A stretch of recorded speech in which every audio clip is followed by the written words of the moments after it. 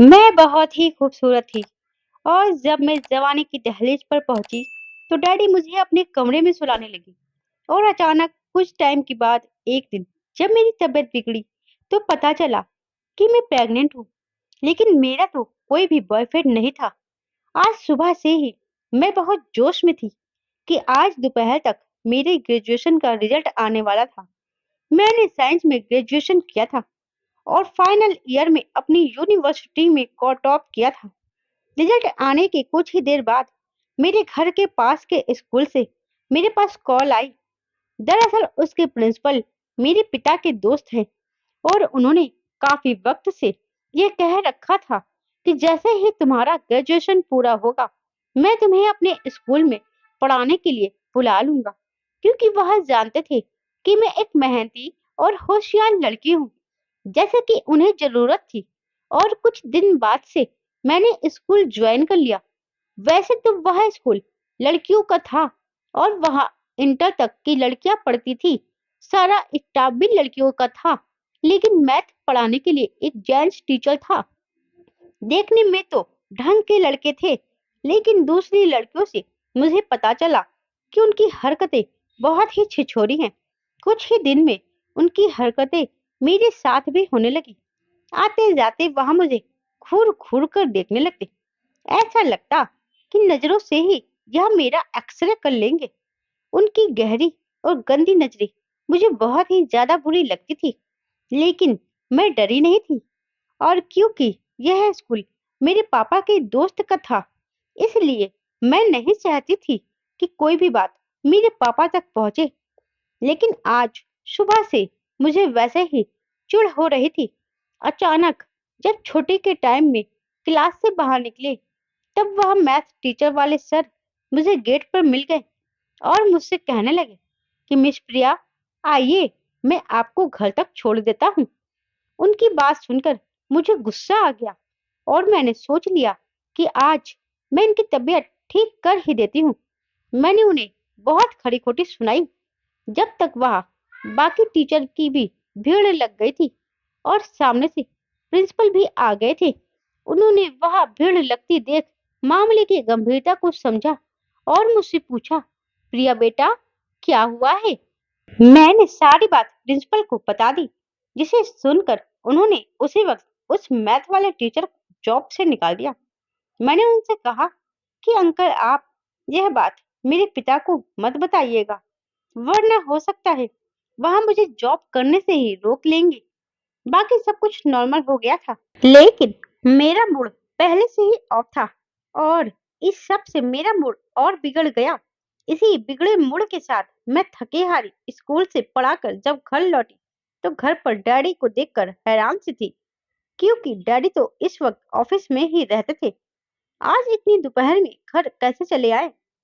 गर्मी और पसीने की वजह से मेरी हालत बहुत ज्यादा खराब थी। डैडी ने मुझे गहरी नजरों से देखा, जैसे कि वह मेरे से कुछ जानना चाहते हो। यह मुझे देखते ही बहुत अजीब लगा। डैडी पूछने लगे, स्कूल से आने में इतनी देर क्यों हो गई? डैडी की बातों से मैं हैरान परेशान उनके सामने बैठ गई और उन्हें बताने लगी कि दरअसल आज स्कूल में बच्चों के असाइनमेंट जमा होने थे, जिस वजह से मुझे घर आने में देर हो गई। डैडी ने सर से पांव तक मेरी तरफ देखा और कहने लगे, बस इतनी सी बात है? मुझे उनका यह पूछने का तरीका अच्छा नहीं लग रहा था, पर यह कोई नई बात नहीं थी। यह तो रोज का ही था। काफी सालों से उनके इस रवैये से मैं बहुत परेशान थी। डैडी को मेरी बातों पर बहुत ही कम यकीन होता था। वह इस तरह सवाल करते थे जैसे कि मैं उनसे कुछ छुपा रही हूँ। मैंने कहा, डैडी, बस इतनी सी ही बात है, आखिर क्या बात हो सकती है?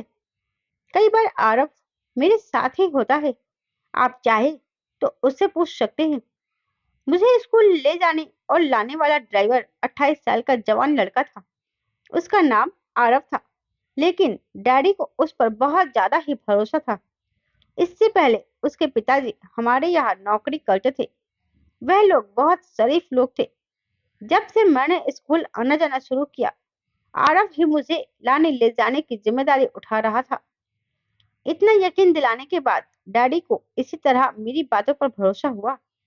फिर उन्होंने कहा, ठीक है, कमरे में जाओ और फ्रेश हो जाओ, तो साथ बैठकर खाना खाते हैं। मुझे अपने डैडी का अंदाज बिल्कुल अच्छा नहीं लग रहा था। मुझे अपने डैडी का व्यवहार बिल्कुल समझ नहीं आ रहा था। कहने को तो वह मेरे बाप है, पर प्यार करना तो बहुत दूर की बात है। वह मेरे साथ हमेशा सख्ती से ही पेश आते थे। मेरी हर छोटी से छोटी हरकत पर उनकी नजर होती थी। रात में वह कई बार मेरे कमरे में चक्कर लगाते थे। पता नहीं क्यों डैडी को मुझ पर भरोसा नहीं है। मेरा गुस्सा ठंडा हुआ तो मैं फ्रेश होकर बाहर खाना खाने डाइनिंग टेबल पर आकर बैठ गई। डैडी बार बार मेरी तरफ देख रहे थे, जैसे वह कुछ मुझसे जानना चाहते हो, बहुत कुछ कहना चाहते हो। मैंने कई बार उनसे पूछा कि आखिर बात क्या है डैडी, पर उन्होंने मेरी बातों का कोई जवाब नहीं दिया। जब से माँ इस दुनिया से गई थी, डैडी ने मुझे ही पाल पोस कर बड़ा किया। मेरी हर छोटी बड़ी जरूरत का ध्यान रखा था। माँ की मौत के वक्त मेरी उम्र लगभग 6 साल थी, पर अब मेरी उम्र 20 साल हो गई थी। डैडी हर वक्त मेरे साथ सख्ती से पेश आते थे। उनकी इसी वजह से मैं अपने ही घर में घुटन महसूस करती। इसीलिए ग्रेजुएशन पूरा होने के बाद मैंने एक प्राइवेट स्कूल में अध्यापक के तौर पर नौकरी ज्वाइन कर ली। स्कूल में मेरी एक सहेली भी थी, मानवी, जो मेरे दिल के बहुत करीब थी। मानवी मेरी बहुत अच्छी दोस्त बन चुकी थी। मैं मानवी के घर चली जाती। मानवी का एक भाई था, सौरभ, और अब जब मैं मानवी के घर जाती, सौरभ भी हम लोगों से बातें करने लगता। कभी कभी सौरभ मानवी को लेने आता था। सौरभ की बातों से लगता था कि वह मुझे पसंद करता है। वह एक अच्छा लड़का था। लेकिन डैडी के डर से मैं यह कोशिश करती कि मैं उससे दूर ही रहूं। लेकिन एक दिन मेरी बदकिस्मती थी कि मुझे नहीं पता डैडी मेरे पीछे मेरे स्कूल कैसे आ गए और उन्होंने सौरभ के साथ मुझे बातें करते हुए देख लिया था। डैडी मेरे कॉलेज क्यों आए थे, यह तो मुझे नहीं पता, पर उस दिन से मेरी जिंदगी में कयामत आ गई थी। सौरभ के साथ बातें करते देखकर गुस्से में डैडी ने मुझे गाड़ी में बैठाया और अपने साथ लेकर आ गए। उस दिन से डैडी ने मेरा स्कूल आना जाना बंद करवा दिया और मेरी जॉब भी छुड़वा दी। उन्हें शक था कि सौरभ के साथ मेरा रिश्ता है। मैंने डैडी को लाख समझाने की कोशिश की, पर डैडी ने मेरी एक ना सुनी और गुस्से में मुझसे कहने लगे, मैं अपनी इज्जत को दांव पर नहीं लगा सकता। तुमने मेरे भरोसे को तोड़ा है। तुम्हारी माँ के गुजर जाने के बाद मैंने हर दिन तुम्हारी फिक्र में गुजारा है। इतनी पाबंदियों के बाद तुमने आज मेरे मुंह पर काली पोत दी थी। इस बात ने मुझे अंदर से तोड़कर रख दिया था। मेरा रोना धोना कुछ काम नहीं आया। फिर बिना किसी गुनाह के मेरी जॉब छूट गई, जबकि सौरभ के साथ मेरा ऐसा कोई रिश्ता ही नहीं था। डैडी के सामने मुझे शर्मिंदा होना पड़ता है। घर में बंद होकर रह गई थी और हर वक्त खामोशी से अपने कमरे में रहती। हमारे घर में पैसे रुपए की कोई कमी नहीं थी, बस एक आजादी थी जिसके लिए मैं तरस रही थी। और डैडी को ही जब मेरे ऊपर भरोसा नहीं था, तो गैरों से क्या उम्मीद लगाती। एक दिन मेरे डैडी के दोस्त वर्मा अंकल, जो कि मेरे डैडी के बिजनेस पार्टनर भी थे, हमारे घर आए और मेरी जॉब के बारे में पूछने लगे। मैंने रोते रोते उन्हें सारी बात बता दी। वर्मा अंकल डैडी के पुराने दोस्त हैं और अक्सर हमारे घर पर आया जाया करते थे, इसलिए मुझे उनसे कोई झिझक नहीं थी। मैं अपने दिल की बात उनसे आसानी से बता दिया करती थी। वर्मा अंकल को जब मेरी जॉब के बारे में पता चला, तो उन्होंने समझाते हुए मुझसे कहा, तुम फिक्र मत करो, तुम्हारे डैडी से मैं बात करूंगा, तुम्हारी जॉब फिर से शुरू हो जाएगी। वर्मा अंकल की बातें सुनकर मुझे थोड़ी तसल्ली हुई, क्योंकि डैडी वर्मा अंकल की हर बात मानते थे। वर्मा अंकल किसी दिन डैडी से यह बात कहते, इससे पहले ही मेरी जिंदगी में एक नया मोड़ आ गया। एक दिन रात के वक्त मैं गहरी नींद में सोई हुई थी कि डैडी अचानक मेरे कमरे में आ गए। तभी मेरे मोबाइल की घंटी बज रही थी। डैडी ने मेरे मोबाइल को उठाया तो फोन सौरभ का था। उसने मुझसे यह पूछने के लिए फोन किया था कि उसे पता चला है कि मेरी जॉब उसकी वजह से बंद हो गई। यह बात मेरी दोस्त मानवी ने उसे अभी अभी बताई तो उसे बुरा लगा और उसने मुझे फोन कर दिया। लेकिन डैडी ने उस फोन का भी गलत मतलब निकाला कि मेरा सौरभ के साथ जरूर कोई गहरा रिश्ता है।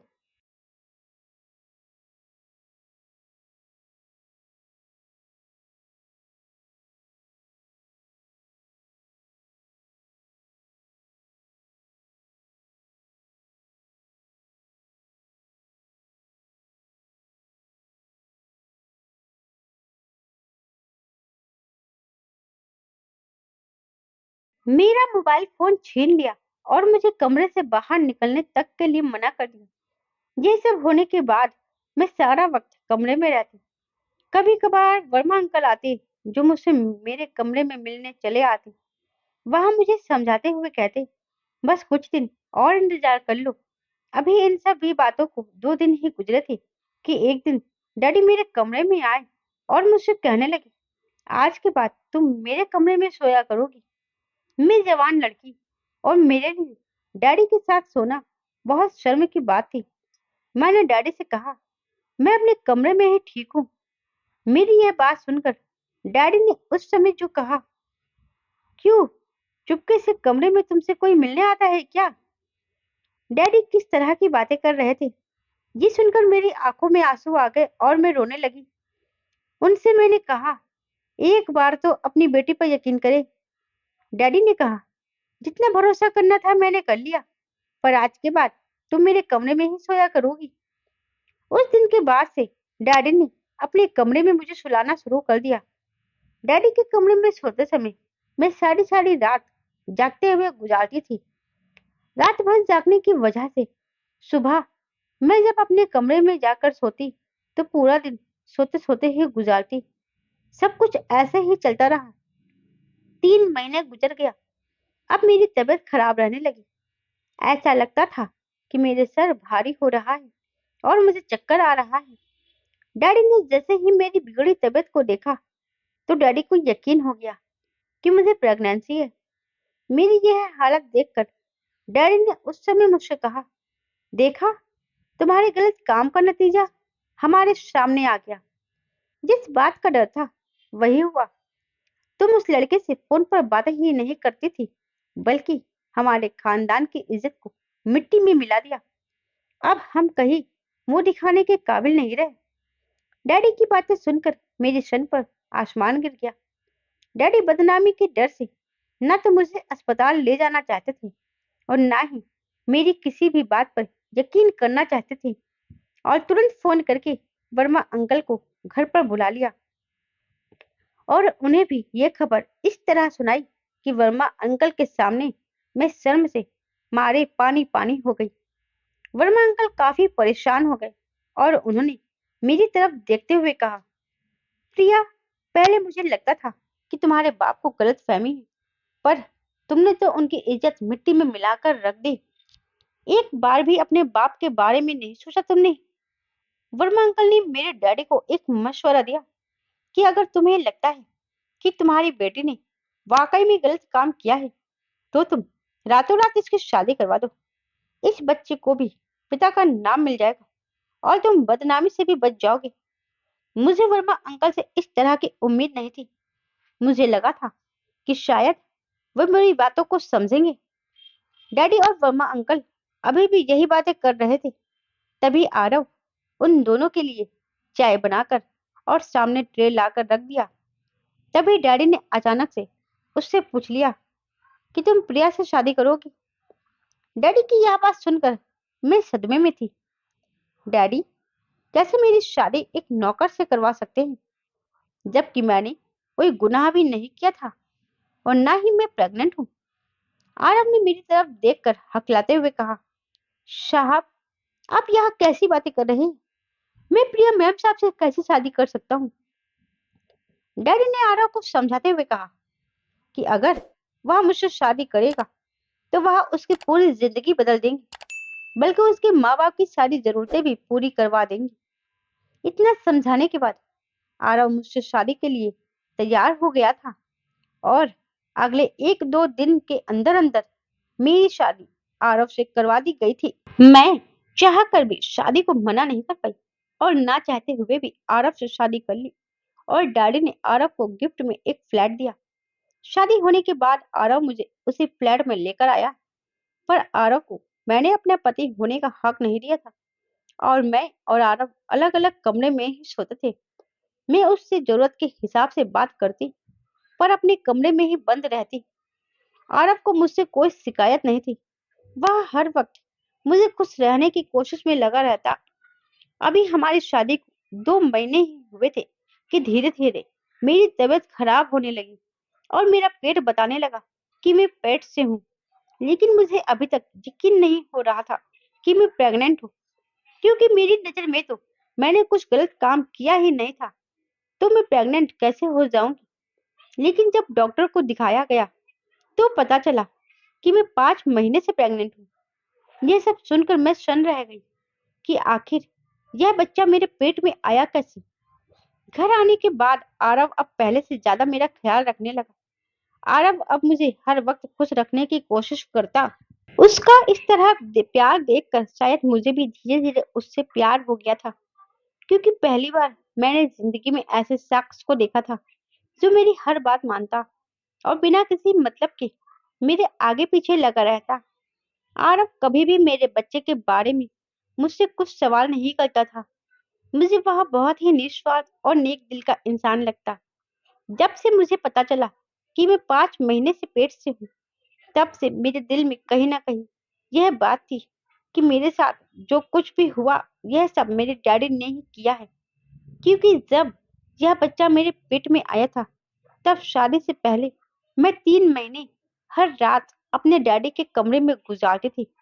मेरे दिन कुछ ऐसी सोच विचार के साथ गुजर रहे थे। कुछ दिन बाद मेरा 9वां महीना पूरा हुआ और मेरे पेट में बहुत तेज दर्द होने लगा। मुझे जल्दी से अस्पताल ले जाया गया। अस्पताल जाने के बाद पता चला कि डिलीवरी का टाइम आ गया है। कुछ वक्त के इंतजार के बाद मैंने एक बेटे को जन्म दिया। डॉक्टर ने बच्चा दिखाने की कोशिश की तो मैंने अपना मुंह फेर लिया। मैं उस बच्चे को देखना भी नहीं चाहती थी, जिसकी वजह से मेरी पूरी जिंदगी बर्बाद हो गई। आरव ने जब यह देखा कि मैं उस बच्चे को देख भी नहीं रही हूँ, तो उसने उस बच्चे को प्यार से गोद में ले लिया और वही उस बच्चे का ख्याल रखने लगा। अस्पताल से छुट्टी के बाद हम घर पर आ गए। आरव दिलो जान से मेरा और मेरे बच्चे का ख्याल रख रहा था। उसका यह अपनापन देखकर मुझे बड़ी हैरत हुई और मैंने हैरत से उससे पूछा, आरव कैसे तुम एक नाजायज बच्चे को इतना प्यार से अपना सकते हो, जबकि तुम इस बात से पूरी तरह वाकिफ हो कि यह बच्चा तुम्हारा नहीं है। मेरी बात सुनकर आरव खामोश हो गया और फिर कहने लगा, मैं आपसे बहुत प्यार करता हूँ। आपसे जुड़ी हर चीज मुझे बहुत प्यारी है। यह बच्चा आपने पैदा किया है, उससे मुझे उतना ही प्यार है जितना कि आपसे। मैं इसके लिए और आपके लिए कुछ भी कर सकता हूँ। उसके मुंह से अपने प्यार का इजहार सुन मैं दंग रह गई थी। बच्चे को पैदा हुए महीना होने वाला था, लेकिन अब तक मैंने अपने बच्चे को गोद में नहीं लिया था। आरव बच्चे का ध्यान रखता था और मैं अपने कमरे में बंद होकर अपनी बदनसीबी पर आंसू बहाती रहती थी। मैं उस बच्चे को अपनाना नहीं चाहती थी। एक दिन मैं अपने कमरे में बैठे हुई रो रही थी कि आरव मेरे पास आया और मुझसे कहने लगा, प्रिया जी, मुझसे आपका यह दुख देखा नहीं जा रहा है। क्या आप जानना चाहती हैं यह बच्चा किसका है? उसके मुंह से यह बात सुनकर मैंने फौरन ही हाँ कर दी। आरव ने जिस अंदाज से मुझसे कहा था, इससे मुझे पूरा यकीन था कि आरव यह बात अच्छे से जानता है। मैंने कहा, हाँ, मुझे जानना है। मुझे जल्दी बताओ, यह बच्चा किसका है? आरव ने कहा, मैं आपको सब कुछ सच सच बता दूंगा। इसके लिए आपको हमसे एक वादा करना होगा कि यह सच्चाई जानने के बाद आप इस बात को अपने दिल में दफन कर लेंगी और किसी को कुछ नहीं बताएंगी। क्योंकि यह बात किसी को भी पता चले कि यह बच्चा किसका है, तो हमारे बच्चे के भविष्य पर बुरा असर पड़ेगा। इसमें इस मासूम का क्या कसूर? मुझे किसी भी हालत में सच्चाई जाननी थी, इसलिए मैंने वादा किया और कहा कि ठीक है, जैसा तुम कहते हो मैं वैसा ही करूंगी। आरव के मुंह से सच्चाई जानने के बाद मेरे पैरों से जमीन निकल गई, क्योंकि इस बच्चे का बाप वह इंसान था जिस पर मैं खुद से भी ज्यादा भरोसा करती थी। मेरे बच्चे के पिता वर्मा अंकल थे और उन्होंने यह सब मेरे साथ मेरे डैडी की प्रॉपर्टी हड़पने के लिए किया था। वर्मा अंकल शुरू से ही हमारे घर आया जाया करते थे, इसलिए मेरे डैडी उन पर बहुत भरोसा करते थे। आरव ने बताया कि एक दिन आपके सर पर बहुत ही दर्द हो रहा था, तो आपने मुझसे कॉफी मांगा था। उस समय वर्मा अंकल घर पर आए और मुझे किचन में कॉफी बनाता हुआ देखकर पूछने लगे कि ये किसके लिए कॉफी बना रहे हो। जब उन्हें पता चला कि मैं प्रिया मैडम के लिए कॉफी बना रहा है, तो उन्होंने किसी बहाने से मुझे जरूरी काम से बाहर भेज दिया और कहने लगे कि तुम जाओ और मैं प्रिया को कॉफी दे दूंगा। आरव ने जब सब बातें मुझे बताई तो मुझे याद आया कि एक दिन वर्मा अंकल मेरे लिए कॉफी लेकर आए थे। मुझे क्या पता था कि पिता समान होने के बावजूद भी मेरे साथ वह ऐसा करेंगे। मैंने उसके हाथ से कॉफी लेकर पी ली थी और कॉफी पीते ही मुझे नींद आ गई थी। शायद उसमें नशे की दवाई मिलाई हुई थी, जिस वजह से मैं फौरन ही बेहोश हो गई थी। आरव ने बताया कि उसे पता नहीं क्यों कुछ अनहोनी का एहसास हो रहा था, इसलिए काम निपटाकर वह जल्दी से घर आ गया और तब तक वर्मा अंकल आपके कमरे से निकलते हुए अपने घर जा रहे थे। तब से मैं वर्मा अंकल और आपके डैडी की बातों पर ध्यान देने लगा था। ज्यादातर वर्मा अंकल आपके बारे में आपके पापा को भड़काते थे। मैं चाहता तो यह सारी बातें आपसे और आपके डैडी को बता सकता था, लेकिन मुझे पता था कि मुझ जैसे नौकर की बातों पर भरोसा कौन करेगा। पर जब आपके पापा आपके साथ सख्ती से पेश आते, मुझे बहुत बुरा लगता था। भले ही मैं आपके घर का नौकर था, पर आपके साथ ऐसा होता हुआ देखकर मेरा दिल तड़प जाता था। मैं यूं कहूं कि आपको परेशानी में देखकर शायद मुझे आपसे प्यार हो गया था, और इसीलिए जब उस दिन आपके डैडी ने मुझसे पूछा कि तुम प्रिया से शादी करोगे, तो मैं फौरन ही तैयार हो गया था, क्योंकि मुझे पूरा विश्वास था कि मैं आपको अपनाने के साथ साथ आपके बच्चे को भी अपना लूंगा, क्योंकि मैं आपसे दिल से प्यार करता हूँ। और इन सब में इस मासूम का क्या कसूर जो इसे सजा मिले? मैं आरव अभी अभी यही बातें कर ही रहे थे कि मेरा बेटा जो गहरी नींद में सोया हुआ था, उसकी आंखें खुल गई और वह रोने लगा। आरव ने जबरदस्ती बच्चे को मेरी गोद में डाल दिया, तो ममता से मेरा दिल तड़प उठा और मैंने उसे सीने से लगा लिया और फुट फुट कर रोने लगी। मैंने आरव से कहा कि जैसे कि मैंने तुमसे वादा किया था, यह बात मैं किसी को नहीं बताऊंगी। वैसे ही तुम भी मुझसे एक वादा करो कि वर्मा अंकल का यह जुनून तुम मेरे पापा को बताओगे। उन्हें भी तो पता चले कि उनकी बेटी के साथ गलत करने वाला कौन था। और आज तक डैडी मेरे ऊपर शक करते आ रहे थे, उनको भी तो पता चले कि उनकी बेटी गलत नहीं थी, बल्कि उनका सबसे करीबी दोस्त गलत है, जिस पर वह खुद से भी ज्यादा भरोसा करता है। आरव ने कहा, पर यह बात आपके पापा ने अगर किसी को बता दी? तो मैंने आरव से कहा, डैडी यह बात किसी को नहीं बताएंगे, मैं डैडी को समझा लूंगी। मैं इसलिए बताना चाहती हूँ कि उन्हें भी सच्चाई का पता चले। आरव ने उसी वक्त फोन करके डैडी को बुलाया और सारी सच्चाई बताई, तो वह मेरे सामने हाथ जोड़कर फुट फुट कर रोने लगे थे और कहने लगे, बेटा मुझे माफ कर दो, मैंने अपनी बेटी पर भरोसा ना करके बहुत गलत किया, और अगर इस बच्चे की बात ना होती तो मैं अभी इसी वक्त वर्मा अंकल को केस कर देता और उन्हें सजा दिलवाता। उस दिन डैडी मुझे और आरव को अपने साथ लेकर चले गए और वर्मा अंकल से सारे रिश्ते नाते तोड़ दिए। मैंने और आरव ने वादा किया कि हम गैर से ज्यादा अपने बच्चों की बात सुनेंगे, क्योंकि जो मेरे पापा ने मेरे साथ किया, कोई भी पेरेंट्स अपने बच्चे के साथ ना करे। क्योंकि अगर मेरे पापा मुझ पर भरोसा करते, तो आज मुझे यह दिन न देखना पड़ता। दोस्तों, ज्यादातर पेरेंट्स अपने बच्चों की बात नहीं मानते और बाहर वालों की बात मानकर उन पर शक करते हैं, जो कि बिल्कुल गलत है।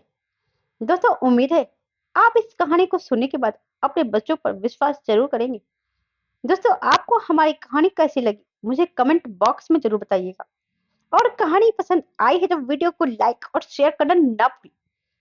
चैनल पर नए हो तो चैनल को सब्सक्राइब करें और साथ ही बेल आइकन को प्रेस करें, जिससे आगे आने वाली वीडियो की अपडेट सबसे पहले आपको मिले।